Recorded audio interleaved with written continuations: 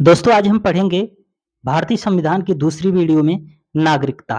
देखिए नागरिकता है भाग 2 में है। ये प्रश्न पूछा जा सकता है और अनुच्छेद 5 से 11 तक है। देखिए नागरिकता के बारे में कुछ विशेष फैक्ट जान लेते हैं। भारत में एकहरी नागरिकता का प्रावधान है। मतलब आप 2 देशों की नागरिकता नहीं ले सकते। या तो आप भारत के नागरिक रहेंगे या विदेशी किसी राज्य के नागरिक या उसके देश के नागरिक रहेंगे। अगला है भारत में नागरिकता ब्रिटेन से ली गई है। ये इम्पोर्टेंट है, ये प्रश्न एग्जाम में आता है।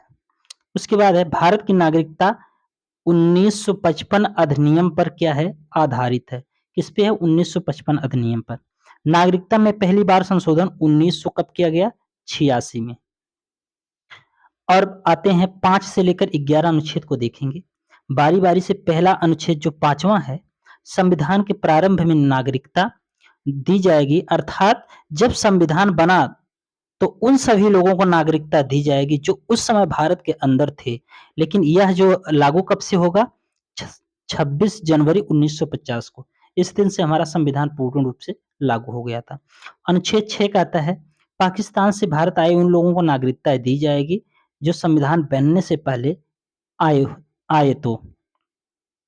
मतलब आप समझिए 6वें में कि पाकिस्तान से भारत में आए लोगों को नागरिकता दी जाएगी, किंतु यदि वह संविधान बनने के बाद आएंगे तो नागरिकता नहीं मिलेगी। परमिट का रूल जो हमारा कब से लागू है 19 जुलाई 1948 को। अगला है 7वां अनुच्छेद। यह है स्वतंत्रता के बाद 7वां में दिया है स्वतंत्रता के बाद भारत से पाकिस्तान चले गए ऐसे व्यक्ति जो संविधान बनने से पहले लौट आएंगे उन्हें नागरिकता दी जाएगी। स्वतंत्रता के बाद भारत से पाकिस्तान चले गए। 7वां हमारा अनुच्छेद है स्वतंत्रता के बाद भारत से पाकिस्तान चले गए ऐसे व्यक्ति संविधान बनने से पहले अगर भारत लौट आते हैं तो उनको नागरिकता दी जाएगी। हमारा 8वां अनुच्छेद है। 8वां अनुच्छेद कहता है यदि विदेश में आप भ्रमण करने गए हैं या नौकरी करने गए हैं तो आपकी नागरिकता जो समाप्त नहीं होगी। क्या होगी नागरिकता समाप्त नहीं होगी। ये अनुच्छेद हमारा 8 कहता है। 9वां अनुच्छेद देखेंगे विदेशी नागरिकता ग्रहण कर लेने से भारत की नागरिकता क्या होगी समाप्त हो जाएगी। अगला है अनुच्छेद 10 देश विरोधी कार्य करने पर आपकी नागरिकता क्या होगी समाप्त हो जाएगी।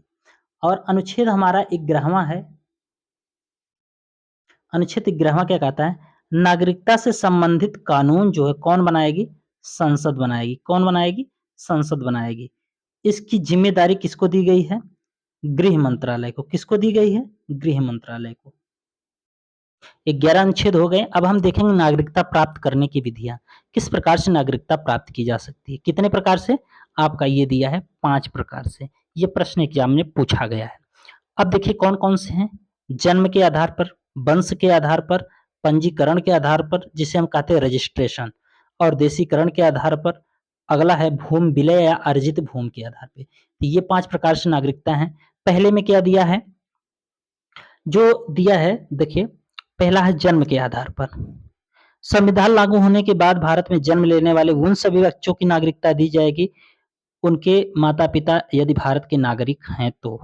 दूसरा है वंश के आधार पर नागरिकता 1992 माता पिता में से एक भारत का नागरिक हो विदेश में जन्म लेने वाले बच्चे से संबंधित है।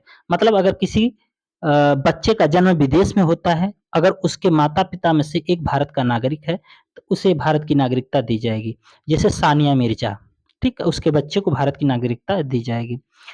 अब तीसरा पंजीकरण या रजिस्ट्रेशन के आधार पर व्यक्ति को लगातार भारत में 7 वर्ष रहना होगा।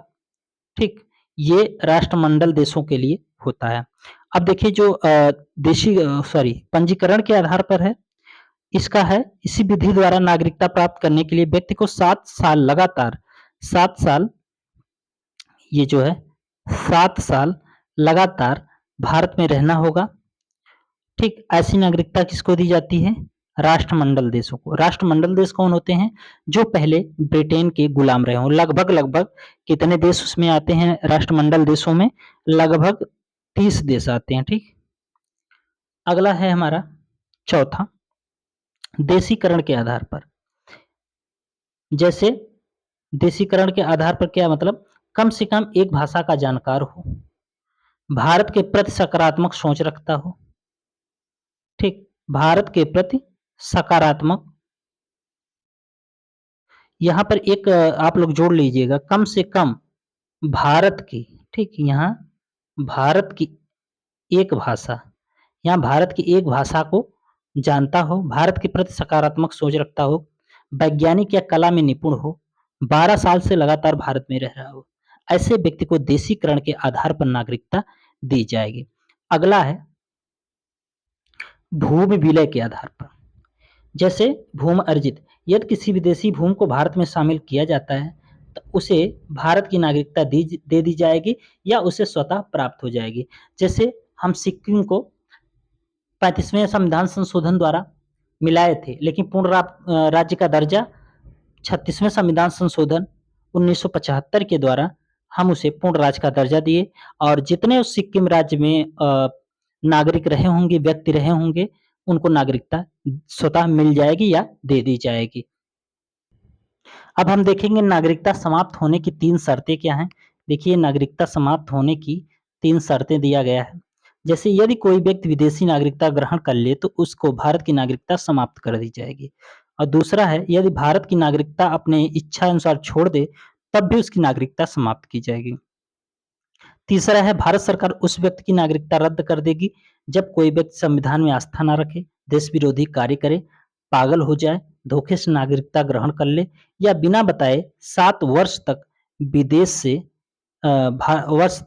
विदेश में रह रहा हो, मतलब भारत ना रहता हो। अब नागरिकता कितने प्रकार से समाप्त की जा सकती है, ये 3 आधार आपको बताया गया है।